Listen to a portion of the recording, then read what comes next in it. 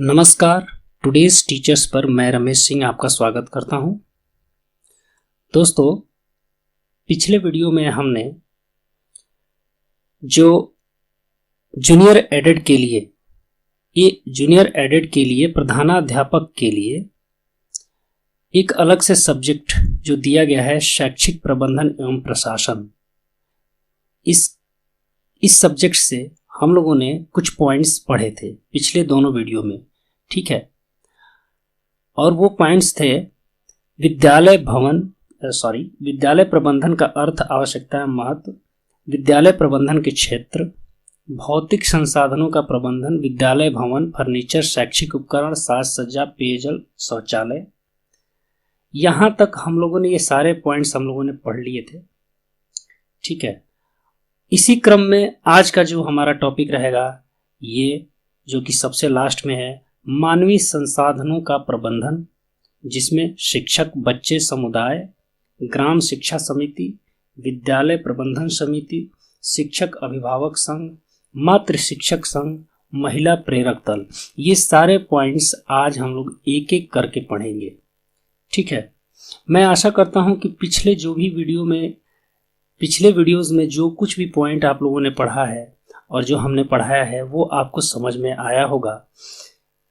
और अगर कहीं से भी अगर आपको ये लगता है कि कोई पॉइंट कुछ छूट रहा है, तो आप हमें कमेंट बॉक्स में कमेंट करके ज़रूर आगाह कर सकते हैं, और मैं उस पर काम करके आपको पूरी संतुष्टि आपको मिल जाए। जब तक आपको संतुष्टि ना मिल जाए तब तक मैं कोशिश करूँगा कि आपका जो कुछ भी छूटा है वो मैं पूरा कर दूँ, ठीक है। तो चलिए आज का ये टॉपिक हम लोग शुरू करते हैं, मानवीय संसाधनों का प्रबंधन, ठीक है। दोस्तों, वीडियो शुरू करने से पहले आप हमारे इस चैनल को सब्सक्राइब करें, शेयर करें, लाइक कर दें और साथ में बेल आइकन को प्रेस कर लें, ताकि आपको हमारे आने वाले नए वीडियोस का नोटिफिकेशन मिलता रहे, ठीक है। और कल के लिए वित्तीय प्रबंधन, आज तो मानवीय संसाधनों का प्रबंधन पढ़ेंगे, कल वित्तीय प्रबंधन, माफी चाहूँगा, नेक्स्ट वीडियो में, ठीक है। वित्तीय प्रबंधन में विद्यालय अनुदान, TLM ग्रांट, ठीक है, विद्यालय को समुदाय से प्राप्त धन, मतलब इससे संबंधित जो भी है इसमें वित्तीय प्रबंधन से, वो हम नेक्स्ट वीडियो में पढ़ेंगे। तो चलिए शुरू करते हैं आज का ये वीडियो।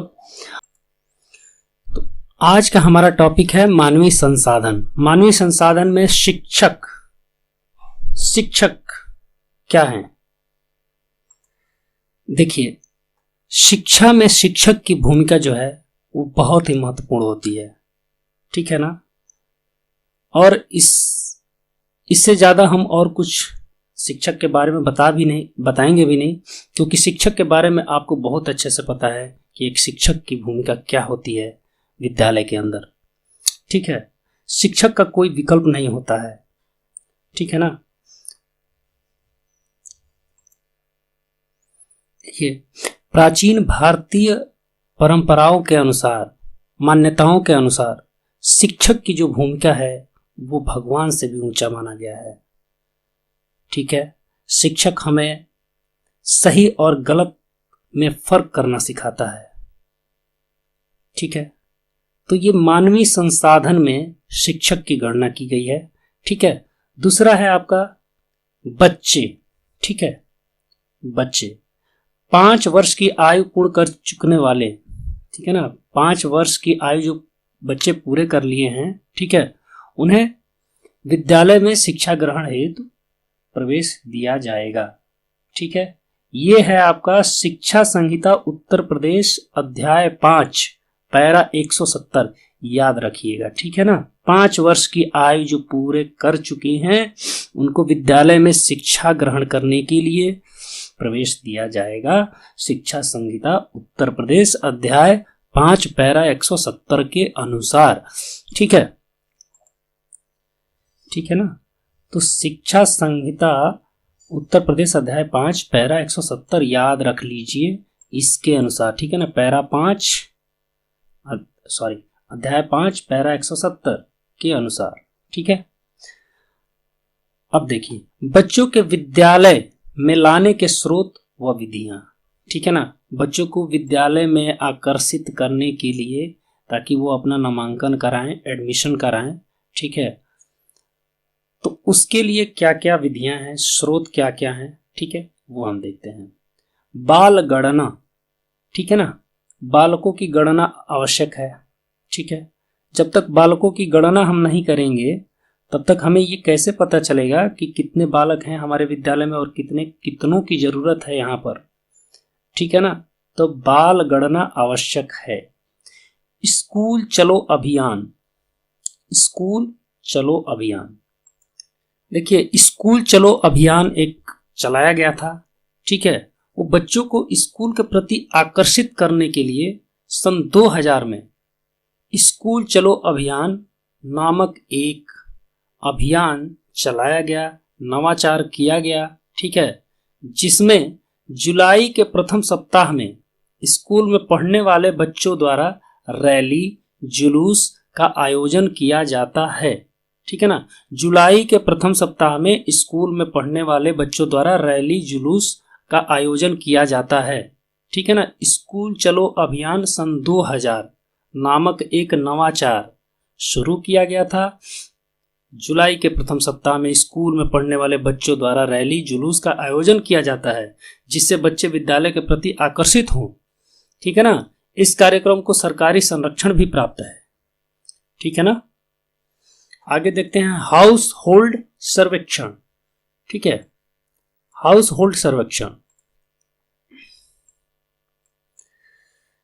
देखिए यह एक प्रकार की बाल गणना ही है। ठीक है ना, हाउस होल्ड सर्वेक्षण एक प्रकार की बाल गणना है जो माइक्रो लेवल पर, ठीक है ना, माइक्रो लेवल पर अध्यापकों द्वारा, ठीक है ना, अपने विद्यालय में जहां पर वो सेवारत हैं, ठीक है ना, जहां पर वो सेवा कर रहे हैं जिस विद्यालय में, ठीक है, तो उस क्षेत्र में जाकर स्कूल जाने वाले, स्कूल नहीं जाने वाले क्या काम करते हैं, स्कूल जाने की आयु प्राप्त, ठीक है ना, स्कूल जाने की आयु उनकी हो चुकी है या नहीं हुई है उसका सूची तैयार करना।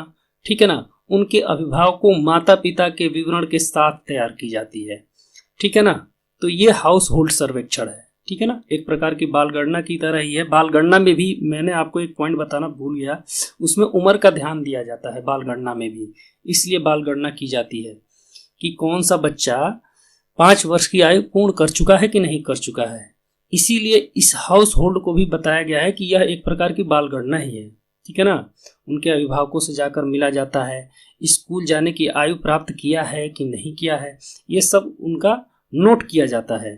ठीक है, क्या काम करते हैं उनके घर वाले, ठीक है, स्कूल न जाने का कारण क्या था, इस, ठीक है, और जिस क्षेत्र में है, ठीक है ना, तो स्कूल जो जाते हैं उनके घर भी जाया जाता है। ठीक है ना, और माता पिता का विवरण उनके साथ ही तैयार की जाती है।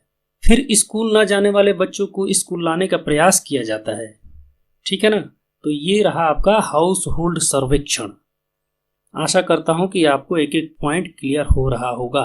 ठीक है ना, आगे है शिक्षा जागरूकता शिविर। शिक्षा जागरूकता शिविर के अंतर्गत बच्चों को विद्यालय के प्रति आकर्षित करने के लिए समय समय पर शिक्षा जागरूकता शिविर का आयोजन किया जाता है। ठीक है ना, तो ये तो नाम से ही पता चल रहा है कि शिक्षा जागरूकता शिविर, ये शिविर लगाया जाता है जगह जगह पर। ठीक है ना, ताकि बच्चे आकर्षित होकर विद्यालय में अपना प्रवेश लें। ठीक है, इसमें समाज के जो प्रभावी लोग हैं, ठीक है, उस क्षेत्र के कुछ प्रभावी लोग होंगे, ठीक है, गणमान्य लोग जो होंगे उनको बुलाया जाता है। ठीक है, और उनके द्वारा प्रेरणा दी जाती है ताकि बच्चे विद्यालय के प्रति आकर्षित हो सके। ठीक है, यहां तक तो आपका ये पूरा क्लियर हो चुका होगा। ठीक है ना, एक एक पॉइंट आप इसमें बढ़िया से आपको मैंने बता दिया है। ये वाला आप बिल्कुल इसको ध्यान दीजिएगा। ठीक है ना, ये शिक्षा संहिता उत्तर प्रदेश पैरा 5 170 के अंतर्गत 5 वर्ष की आयु पूर्ण कर लेने वाले बच्चों को विद्यालय में शिक्षा ग्रहण हेतु प्रवेश दिया जाएगा। ठीक है, अब आगे देखते हैं समुदाय। ठीक है। अब समुदाय के अंतर्गत क्या क्या आते हैं? समुदाय के अंतर्गत अभी भी मैंने आपको बताया था कि जो टॉपिक्स मैंने बताए थे आपको, जो सिलेबस के अनुसार मैंने आपको दिखाया था, तो उसमें समुदाय भी है। ठीक है। अब समुदाय में ग्राम शिक्षा समिति, ठीक है, और भी हैं नीचे। ठीक है। तो एक एक करके अभी हम लोग पढ़ेंगे उसको। तो ग्राम शिक्षा समिति दिनांक 11/2/2000 द्वारा, दिनांक 11/2/2000 द्वारा बेसिक शिक्षा संशोधन अध्यादेश 2000 के क्रमांक 7 के उपस्तंभ 11 में ग्राम शिक्षा का उल्लेख किया गया है।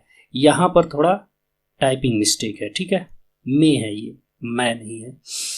ठीक है। तो 11/2/2000 द्वारा बेसिक शिक्षा संशोधन अध्यादेश 2000 के क्रमांक 7 के उपस्तंभ 11 में ग्राम शिक्षा का उल्लेख किया गया है। ठीक है। अब ग्राम शिक्षा समिति का अध्यक्ष कौन होता है? ग्राम प्रधान होता है। ठीक है। सदस्य और सचिव कौन होते हैं? गांव में जो स्थित परिषदीय विद्यालय का वरिष्ठ प्रधानाध्यापक है, ठीक है, जो परिषदीय विद्यालय है उसका वरिष्ठ प्रधानाध्यापक, सदस्य और सचिव होते हैं। ठीक है। सदस्य में कौन कौन से हैं? तो क्षेत्रीय सहायक बेसिक शिक्षा अधिकारी द्वारा नामित विद्यालय में पढ़ने वाले छात्रों के 3 अभिभावक, ठीक है ना, ये बेसिक शिक्षा अधिकारी द्वारा नामित किए जाते हैं। ठीक है ना। क्षेत्रीय सहायक बेसिक शिक्षा अधिकारी द्वारा नामित विद्यालय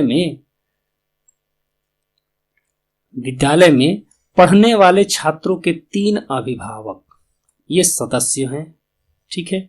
फिर इनके अलावा एक अध्यक्ष जो कि ग्राम प्रधान होता है, सचिव या सदस्य भी कहेंगे आप इन्हें, गांव में स्थित परिषदीय विद्यालय का वरिष्ठ प्रधानाध्यापक। ये पॉइंट आपको एकदम दिमाग में रखना है। ठीक है ना। ग्राम शिक्षा समिति, ठीक है, ग्राम शिक्षा समिति क्या है? दिनांक 11/2/2000 द्वारा बेसिक शिक्षा संशोधन अध्यादेश 2000, ठीक है, के क्रमांक 7 के उपस्तंभ 11 में ग्राम शिक्षा का उल्लेख है। ठीक है ना। तो ये रहा आपका। फिर कुल सदस्य संख्या 5 में कम से कम कुल सदस्य संख्या कितनी है? 5 है। ठीक है ना। 3 तो अभिभावक ही थे, ठीक है, एक सचिव और एक अध्यक्ष। ठीक है। ये कुल संख्या ग्राम शिक्षा समिति की कुल संख्या है 5, और इनमें से कम एक अनुसूचित जाति का होना चाहिए और एक महिला सदस्य का होना अनिवार्य है, जरूरी है। ठीक है ना। ये भी ध्यान रखना है। साथ ही साथ कुल सदस्य की संख्या 5, जिसमें से एक अनुसूचित जाति का व एक महिला सदस्य का होना जरूरी है। ठीक है ना। आगे देखते हैं। शिक्षक अभिभावक संघ, पीटीए, पेरेंट टीचर एसोसिएशन। ठीक है। शिक्षक अभिभावक संघ बहुत ही इंपॉर्टेंट है ये भी। ठीक है ना। ये भी इंपॉर्टेंट था, ये भी बहुत ही इंपॉर्टेंट है, मोस्ट इंपॉर्टेंट। इसमें से एक आध क्वेश्चन तो आने ही आने हैं। ठीक है ना। ये जरूर ध्यान रखिएगा। अब शिक्षक अभिभावक संघ का अध्यक्ष कौन होता है? विद्यालय में पढ़ने वाले छात्र का अभिभावक। ठीक है। शिक्षक अभिभावक संघ पीटीए का जो अध्यक्ष होता है वो विद्यालय में पढ़ने वाले छात्र का अभिभावक होगा कोई। ठीक है। फिर सचिव कौन होगा? प्रधानाध्यापक। ठीक है। इसका सचिव या सदस्य प्रधानाध्यापक होंगे। सदस्य में कौन कौन से लोग हैं? तो अभिभावक 5 सदस्य। ठीक है ना। अभिभावक 5 सदस्य तो अभिभावक ही होंगे, तथा एक शिक्षक अध्यक्ष। ठीक है ना। एक शिक्षक, यहां पर कॉमा होना चाहिए। ठीक है। अध्यक्ष व सदस्यों का चुनाव ग्राम शिक्षा समिति व ग्राम पंचायत की खुली बैठक में किया जाता है। ठीक है। इसमें क्या है कि अभिभावक, 5 सदस्य तथा एक शिक्षक, अध्यक्ष व सदस्यों का चुनाव ग्राम शिक्षा समिति वह ग्राम पंचायत की खुली बैठक में किया जाता है। ठीक है ना, सीधे सीधे ये है कि इसमें जो सदस्यों का जो चुनाव किया जाएगा वो ग्राम शिक्षा समिति व ग्राम पंचायत की खुली बैठक में किया जाता है। ठीक है ना, और इस समिति का जो पीटीए का जो कार्यकाल है वो 1 वर्ष का होता है। ठीक है, तो इतना आपका ये क्लियर हो गया। आगे देखते हैं, मातृ शिक्षक संघ MTA, मदर टीचर एसोसिएशन। ठीक है, विद्यालयों में बालिकाओं की शिक्षा को बढ़ावा देने व उनकी समस्याओं के समाधान हेतु, ठीक है ना, ये ध्यान दीजिएगा, बालिकाओं की शिक्षा को बढ़ावा देने के लिए, ठीक है ना, एवं उनकी समस्याओं के समाधान हेतु, समाधान करने के लिए मातृ शिक्षक संघ होता है। ठीक है ना, इसमें छात्रों के माताओं में से किसी एक माता को अध्यक्ष तथा अगर विद्यालय में महिला शिक्षिका है तो उसे सदस्य सचिव बनाया जाता है। ठीक है, इसके अलावा, ठीक है ना, इनके अलावा जो अध्यक्ष हैं और सदस्य सचिव हैं, इनके अलावा 5 सदस्य छात्र और छात्राओं की माताएं होती हैं। ठीक है ना, ये मात्राएं, ये टाइपिंग मिस्टेक है, ये माताएं हैं यहाँ पर। ठीक है ना, तो इसके अलावा 5 सदस्य छात्र और छात्राओं की माताएं होती हैं। अब ये टोटल सदस्यों की संख्या हो गई 7। ठीक है, एक तो आपका अध्यक्ष, ठीक है, अध्यक्ष कौन होगा, तो छात्रों के माताओं में से किसी एक माता को अध्यक्ष बना दिया जाता है, और अगर विद्यालय में महिला शिक्षिका है तो उसे सदस्य सचिव बना दिया जाता है, और इसके अलावा शेष 5 सदस्य छात्र छात्राओं की माताएं होती हैं। ठीक है, तो ये आपका मातृ शिक्षक संघ MTA है। ठीक है ना, अब महिला प्रेरक समूह, ठीक है ना, महिला प्रेरक समूह, ये आपका लास्ट पॉइंट है आज का। ठीक है ना, महिला प्रेरक समूह ये आपका लास्ट पॉइंट है। यहां पर आप देखें, महिला प्रेरक दल, ठीक है ना, या महिला प्रेरक समूह, तो ये आपका आज का लास्ट पॉइंट है। चलिए देखते हैं इसको भी। देखिए, ये महिला प्रेरक समूह क्या काम करती हैं कि इसमें जो महिलाएं हैं शिक्षा के लिए लोगों को कोई कार्यक्रम बनाकर प्रेरित करती हैं। ठीक है ना, और इसकी जो संरचना है एक समिति जैसी होती है। ठीक है ना, तो ये कार्यक्रम बनाते हैं, लोगों को कार्यक्रम बनाकर और उन्हें प्रेरित करती हैं ये महिलाएं। ठीक है ना, अब ये जो महिला प्रेरक समूह है, ठीक है ना, महिला प्रेरक समूह, इसका गठन विद्यालय की देख रेख में ही किया जाता है। ठीक है, इसका गठन विद्यालय की देख रेख में किया जाता है, और इसकी पहल, ठीक है ना, इसकी पहल बाल विकास विभाग द्वारा की जाती है, और यह मीना मंच का कार्यक्रम है। ठीक है ना, इसमें 2-3 पॉइंट हैं जो कि आपको याद रखना जरूरी है। यह मीना मंच का कार्यक्रम है, पहला पॉइंट। ठीक है, और इसमें महिलाएं जो होती हैं वो शिक्षा हेतु लोगों को कार्यक्रम बनाकर प्रेरित करती हैं, और इसका जो प्रबंधन होता है, माफी चाहूंगा, शैक्षिक प्रबंधन में महिला प्रेरक समूह का गठन विद्यालय की देखरेख में होता है। ठीक है, और लास्ट, बाल विकास विभाग द्वारा इसकी पहल की जाती है। ठीक है ना, तो ये महिला प्रेरक समूह आपका हो गया। और आज के लिए बस इतना ही। आगे हम लोग पढ़ेंगे जो मैंने आपको बताया था, वित्तीय प्रबंधन। वित्तीय प्रबंधन में विद्यालय अनुदान, TLM ग्रांट, ठीक है ना, और TLM से संबंधित जो भी है यहाँ पर नीचे पॉइंट्स हैं, जिसके लिए ये सारी चीजें हम लोग पढ़ेंगे। वंशावली कार्ड, मॉडल, मानचित्र संग्रह, प्रोजेक्ट कार्ड, ये सारे TLM के अंतर्गत आते हैं। टीचर लर्निंग मटेरियल, ठीक है ना, इसके लिए क्या धनराशि प्रतिवर्ष दी जाती है वो भी पढ़ेंगे। ठीक है, तो आज के लिए बस इतना ही। नेक्स्ट वीडियो तुरंत ही आपके सामने प्रस्तुत होगा।